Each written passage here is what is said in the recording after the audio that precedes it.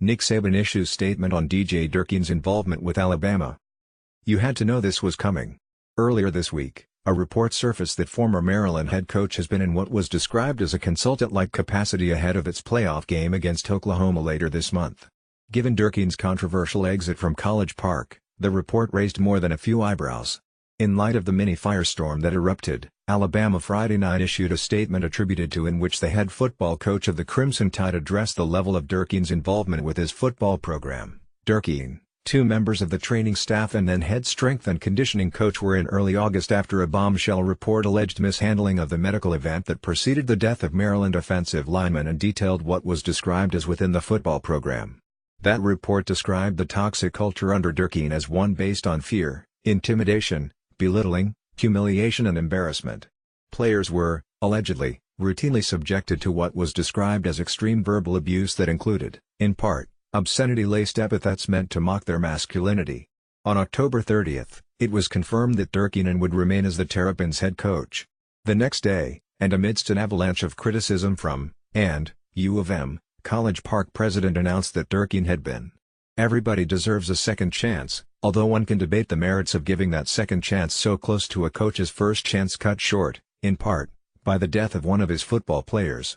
Personally, I don't know what length of penance should be served, but it just feels like less than 2 months is not nearly enough. Has officially decided to ply his football wares at the next level, but not until his last season at this level has played out. After going back and forth on the subject for the past couple of months, Weber announced on Twitter Sunday that he has decided to leave Ohio State early and will live the dream I've had since 5 years old. I will be declaring for the 2019 NFL Draft. Additionally, the running back confirmed that he will play in the Rose Bowl against Washington New Year's Day. Mike Weber, at Mike Weber, a highly touted 2015 signee whose OSU career, Weber has rushed for 2,580 yards, 15th all-time at the school, and 24 touchdowns the past 3 seasons. The Detroit, Michigan native's 1,096 yards as a redshirt freshman led the Buckeyes, while his 9 rushing touchdowns tied for the team lead that same season. Weber's 858 yards and 5 touchdowns in 2018 are currently second on the team. When we say a streak, a stat, a side of the ball is the best in college football, typically it's implied such a statement applies only to FBS. The game's highest division gobbles up 99.9% of the attention, and with good reason. That's where 99.9% of the best players live. But when we say UCF's 25-game winning streak is now the longest in college football, it's actually true now.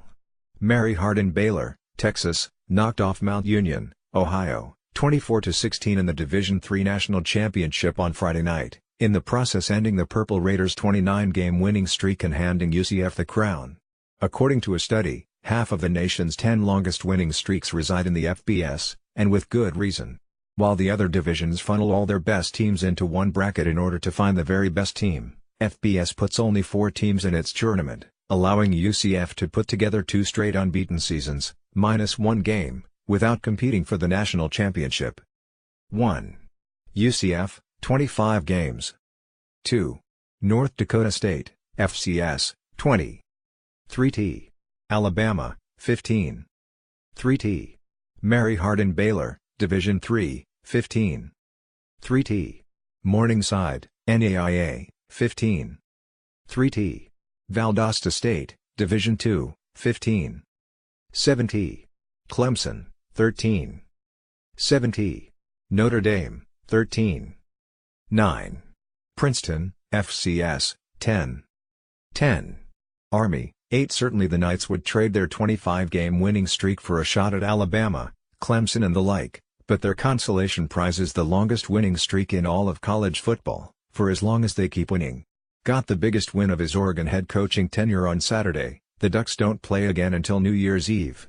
Oregon landed the commitment of 5-star defensive end on Saturday, a 6'4", 239-pound defensive end out of Oaks Christian in Thousand Oaks, California. Thibodeau announced his pledge on ESPN during halftime of. Thibodeau is rated the #1 player in ESPN's rankings and number 10 by and. Those rankings put him at number 2 in the composite rankings, trailing only IMG Academy defensive end, a Georgia commit. Oregon beat out Alabama, Florida and Florida State for Thibodeau's services. There were a lot of reasons why I chose Oregon, Thibodeau said, via I have a great comfort level with the coaching staff and I know I can go in there and get developed. I've known Coach Keith Hayward since I was just a freshman and I really like Coach Joe Salavi, DL coach, a lot. He's a great coach, one of the best coaches in the country and I can't wait to learn from him. Thibodeau will be only the third composite top 2 player to sign with a Pac-12 school in the past decade, following USC's in 2009 and UCLA's in 2017. As a cautionary tale for all in Eugene, neither player really lived up to his respective billing. Barkley did not lead USC back to the elite of college football and has thrown just 174 passes as a mid-round NFL draft pick, while Phillips is at UCLA. With Thibodeau now in the fold, Oregon's 2019 class now ranks number 5 nationally in the composite team rankings, a 20-man class that includes 11 four-stars and now a 12th blue-chip player in Thibodeau. A 16-yard touchdown pass from two with 1:29 remaining handed Morningside College its first national championship on Saturday, capping a 35-28 win over Benedictine in Daytona Beach, Florida. Morningside College is located in Sioux City, Iowa, while Benedictine College is in Atchison, Kansas. The Salsma to Niles connection was massive for Morningside. Salsma completed 19 of 36 passes for 292 yards and 4 touchdowns and 2 interceptions, with the bulk of the damage going to Niles, who caught 7 passes for 164 yards and 3 touchdowns. The game started with a 26-yard touchdown pass for Benedictine, as the Ravens held leads of 7-0, 14-7 and 20-14, all in the first half. But the Morningside defense stepped up in the second half, allowing the Mustangs to take control of the game with 2 Salsma touchdown passes, the first an 80-yarder to Niles, then a 19-yard score to, putting Morningside in front 28-20 at the 9:53 mark of the third quarter. Benedictine forged the game's third tie with a 1-yard rush with 5:49 remaining in the fourth quarter, then had a chance to take the lead again after forcing a Morningside punt, but a holding call killed the Ravens' drive and then disaster struck when a botched punt snap handed Morningside the ball at the Benedictine 18-yard line with 2 minutes remaining. On a 3rd and 8 from the 16, Salsma found Niles for the winning score. "It was going to him no matter what," Salsma said. "He's made big plays his entire career. This was no different." Niles' catch, the last of his career, saw him finish with 6,175 career receiving yards, the most in Nye history.